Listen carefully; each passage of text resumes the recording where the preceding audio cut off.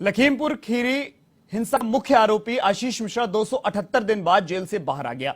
आशीष को लखीमपुर जेल से गोपनीय तरीके से जेल के पीछे वाले गेट से बाहर निकाला गया। ऐसे में आशीष वहां पर मीडिया कर्मियों को देखकर भागने लगा और सीधा कार में बैठकर रवाना हो गया। आशीष को सुप्रीम कोर्ट ने 8 हफ्ते यानी 2 महीने की सशर्त जमानत दी थी। सुप्रीम कोर्ट ने जिन शर्तों में केंद्रीय गृह राज्य मंत्री अजय मिश्रा टेनी के बेटे आशीष को जमानत दी है, उसके तहत उसे 7 दिन में उत्तर प्रदेश और दिल्ली को छोड़ना होगा। इसके अलावा अपना पासपोर्ट भी कोर्ट में जमा करवाना होगा। साथ ही यह भी बताना होगा कि इस अवधि में वह कहां रहेगा। दरअसल आशंका जताई जा रही थी कि आशीष बाहर आकर केस और गवाहों को प्रभावित कर सकता है।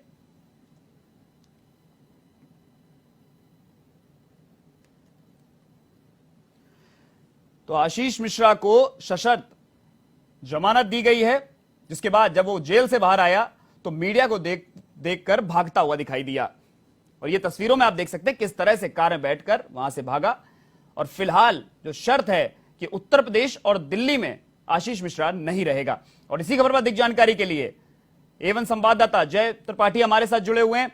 जय, फिलहाल आशीष मिश्रा बाहर आ चुका है और जो सशर्त बनाया गया है कि उत्तर प्रदेश और दिल्ली में नहीं रहेगा, तो इस मामले में और क्या अपडेट निकलकर सामने आई है? देखिए ऋषभ, जिस तरीके से अगर हम बात करें तो लखीमपुर कांड को लेकर आशीष मिश्रा टेनी जो लगातार आपको बता दें कि जिस तरीके से उन पर लगातार इस तरीके के मामला आया, उसके बाद सुनवाई हुई और जिस तरह सजा हुई, तो अब अगर हम बात करें तो जो 8 हफ्ते की उनको जमानत मिली है, वो जमानत में पूर्णतः यही बात की जा रही है कि इस जमानत के बीच वो उत्तर प्रदेश तथा दिल्ली में वो नहीं रह सकेंगे। और उनको सबसे बड़ी बात यह है, अब उनको ये बताना पड़ेगा कि आखिर जो ये 8 हफ्ते की जमानत है, इसमें वो कहां पर रुकेंगे। अगर माना यह भी जा रहा है कि जो ये जमानत है, वो जमानत उनको इस बिना पर मिली है कि जो मुख्य बात थी कि जो जिन्होंने इसको तब्दील किया था, जिन्होंने इसको पुनरुत्थित किया था, तो इसका कोई चश्मदीद गवाह नहीं था। तो इसी कारण इनको 8 हफ्ते की जमानत मिल गई है।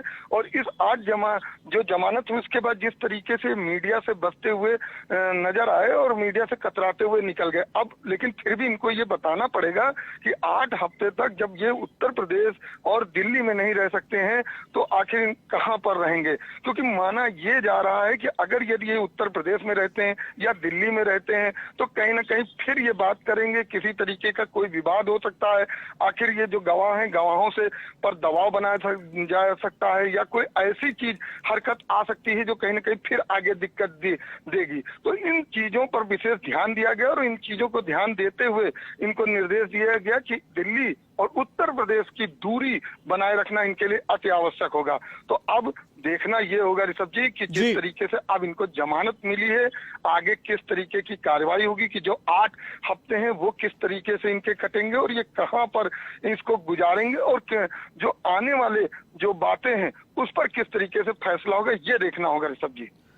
जय, सबसे बड़ी चीज यही है कि 3 अक्टूबर 2021 को हुए तिकोनिया कांड में फिलहाल आशीष मिश्रा को किसी भी तरह की राहत तो मिलती दिखाई नहीं देगी आने वाले दिनों में भी।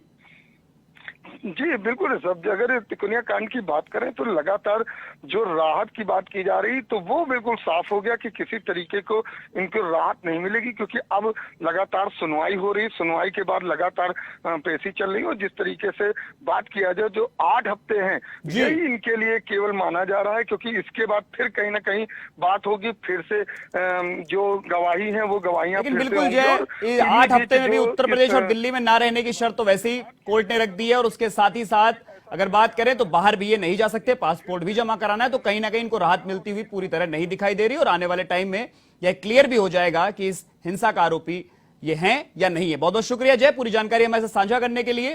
तो ये थे A1 संवाददाता जय त्रिपाठी।